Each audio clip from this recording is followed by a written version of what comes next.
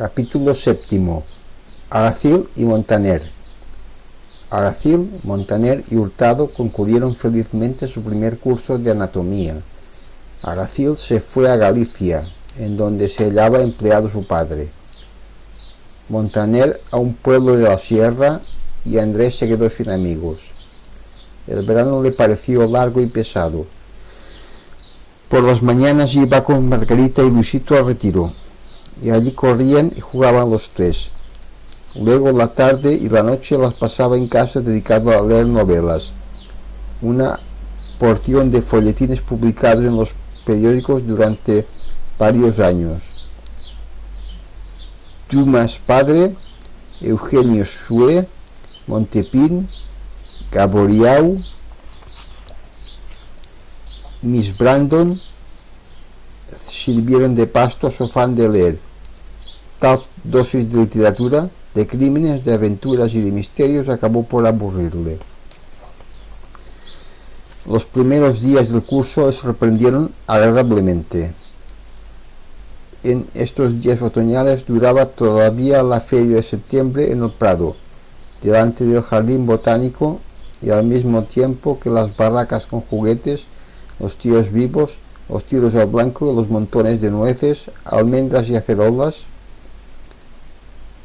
había puestos de libros en donde se congregaban los bibliófilos, a revolver y a hojear los viejos volúmenes llenos de polvo.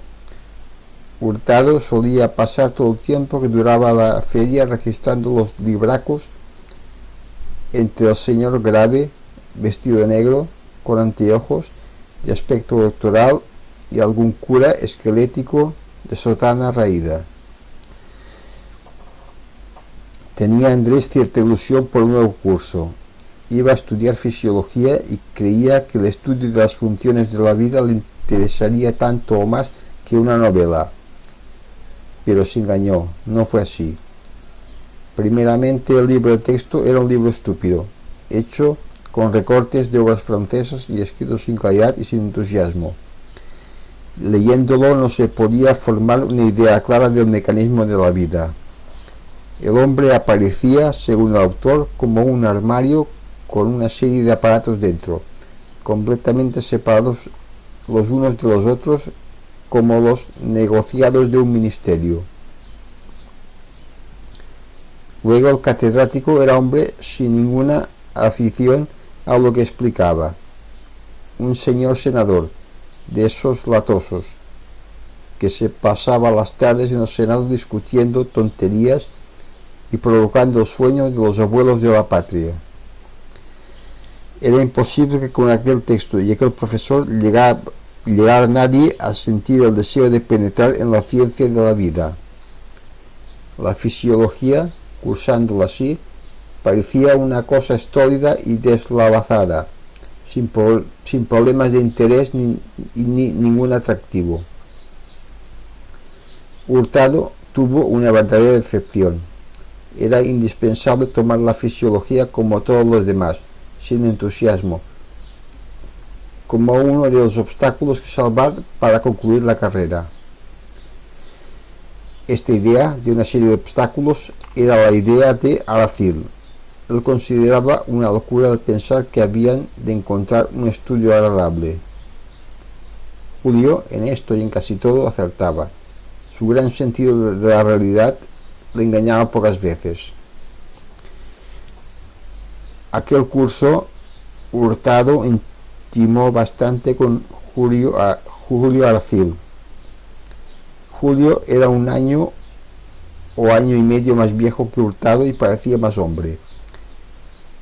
Era moreno, de ojos brillantes y saltones, la cara de una expresión viva, la palabra fácil, la inteligencia rápida. Con estas condiciones cualquiera hubiese pensado que se hacía simpático, pero no, le pasaba todo lo contrario. La mayoría de los conocidos le profesaban poco afecto. Julio vivía con unas tías viejas. Su padre, empleado en la capital de provincias, era de una posición bastante modesta. Julio se mostraba muy independiente, podía haber buscado la protección de su primo Enrique Aracil, que por entonces acababa de obtener una plaza de médico en el hospital, por oposición, y que podía ayudarle. Pero Julio no quería protección alguna. No iba ni a ver a su primo. Pretendía debérselo todo a sí mismo. Dada su tendencia práctica, era un poco paradójica esta resistencia suya a ser protegido. Julio, muy hábil, no estudiaba casi nada, pero aprobaba siempre. Buscaba amigos menos inteligentes que él para explotarles. Allí donde veía una superioridad cualquiera, fuese en el orden que fuese, se retiraba. Llegó a confesar a Hurtado que le molestaba pasear con gente de más estatura que él. Julio aprendía con gran facilidad todos los juegos. Sus padres, haciendo un sacrificio, podían pagarle los libros, las matrículas y la ropa. La tía de Julio solía darle para que fuera alguna vez al teatro un duro todos los meses, y Aracel se las arreglaba jugando a las cartas con sus amigos, de tal manera que después de ir al café y al teatro y comprar cigarrillos, al cabo del mes no solo le quedaba el duro de su tía, sino que tenía 2 o 3 más. Aracil era un poco petulante, se cuidaba el pelo, el bigote, las uñas, y le gustaba echárselas de guapo. Su gran deseo en el fondo era dominar, pero no podía ejercer su dominación en una zona extensa ni trazarse un plan, y toda su voluntad de poder y toda su habilidad se empleaba en cosas pequeñas. Hurtado le comparaba a esos insectos activos que van dando vueltas a un camino circular con una decisión inquebrantable e inútil. Una de las ideas gratas a Julio era pensar que había muchos vicios y depravaciones en Madrid.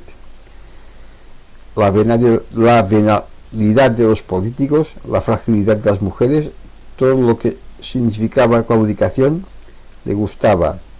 Que una cómica, por hacer un papel importante, se entendía con un empresario viejo y repulsivo, que una mujer, al parecer honrada, iba a una casa de citas, le encantaba. Esa omnipotencia del dinero, antipática para un hombre de sentimientos delicados, le parecía a Aracil algo sublime, admirable, un holocausto natural a la fuerza del oro. Julio era un verdadero fenicio. Procedía de Mallorca y probablemente había en él sangre semítica. Por lo menos, si esa sangre faltaba, las inclinaciones de la raza estaban íntegras. Soñaba con viajar por el Oriente y aseguraba siempre que, de tener dinero, los primeros países que visitarían serían Egipto y Asia Menor. El doctor Iturrioz, tío carnal de Andrés Hurtado, solía afirmar, probablemente de una manera arbitraria, que en España, desde un punto de vista moral, hay 2 tipos, el tipo ibérico y el tipo semita. Al tipo ibérico asignaba al doctor las cualidades fuertes y guerreras de la raza. Al tipo semita las tendencias rapaces, de intriga y de comercio. Aracil era un ejemplar acabado del tipo semita. Sus ascendientes debieron ser comerciantes de esclavos en algún pueblo del Mediterráneo. A Julio le molestaba todo lo que fuera violento y exaltado. El patriotismo, la guerra, la riqueza, las alhajas, y como no tenía dinero para comprar las buenas, las llevaba falsas y casi le hacía más gracia lo mistificado que lo bueno. Daba tanta importancia al dinero, sobre todo al dinero ganado, que el comprobar lo difícil de conseguirlo le agradaba. Como era su dios, su ídolo, de darse demasiado fácilmente, le hubiese parecido mal. Un paraíso conseguido sin esfuerzo no entusiasma al creyente. La mitad por lo menos del mérito de la gloria está en su dificultad, y para Julio la dificultad de conseguir el dinero constituía uno de sus mayores encantos. Otra de las condiciones de Aracil era acomodarse a las circunstancias. Para él no había cosas desagradables. De considerar lo necesario, lo aceptaba todo. Con su sentido previsor de hormiga, calculaba la cantidad de placeres obtenibles por una cantidad de dinero. Esto constituía una de sus mayores preocupaciones. Miraba los bienes de la tierra con ojos de tasador judío. Si se convencía de que una cosa de 30 céntimos la había comprado por 20, sentía un verdadero disgusto. Julio leía novelas francesas de escritores medio naturalistas, medio galantes. Estas relaciones de la vida de lujo y de vicio de París le encantaban. De ser cierta la clasificación de Iturrioz, Montaner también tenía más del tipo de semita que del ibérico. Era enemigo de lo violento y de lo exaltado, perezoso, tranquilo, comodón. Blando de carácter, daba al principio de tratarle cierta impresión de acritud y energía, que no era más que el reflejo del ambiente de su familia, constituida por el padre y la madre y varias hermanas solteronas de carácter duro y avinagrado. Cuando Andrés llegó a conocer a fondo a Montaner, se hizo amigo suyo. Concluyeron los tres compañeros el curso. Aracil se marchó, como solía hacerlo todos los veranos, al pueblo en donde estaba su familia, y Montaner y Hurtado se quedaron en Madrid. El verano fue sofocante. Por las noches, Montaner, después de cenar, iba a la casa de Hurtado y los dos amigos paseaban por la Castellana y por el Prado, que por entonces tomaba el carácter de un paseo provinciano aburrido, polvoriento y lánguido. Al final del verano, un amigo le dio a Montaner una entrada para los jardines del Buen Retiro. Fueron los dos todas las noches.